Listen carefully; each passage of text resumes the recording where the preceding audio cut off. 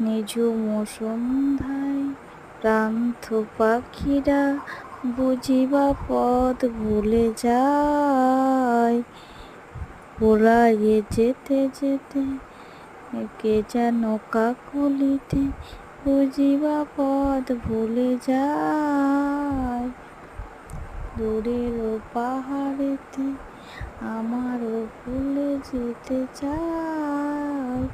এই মুহূর্তের অনুভূতিটা ঠিক এরকমই লাগছে। তো সন্ধ্যের সময় মুহূর্তটা দেখো, দূরের পাহাড়ের মতন আকাশটা ঠিক যেন মনে হচ্ছে একদম মাটিতে মিশে গেছে।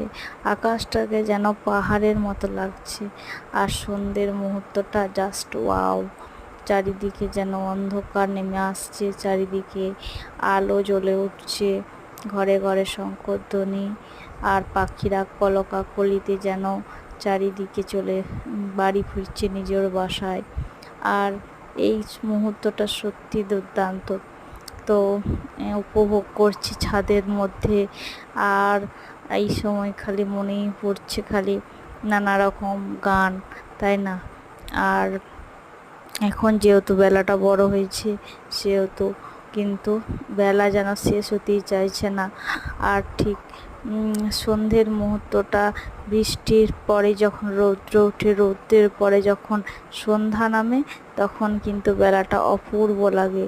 তো কার কার এই সময়টা উপভোগ করো ছাদে, এইভাবে অবশ্যই জানাবে। এই মুহূর্তে দারুণ লাগছে ছাদের মধ্যে।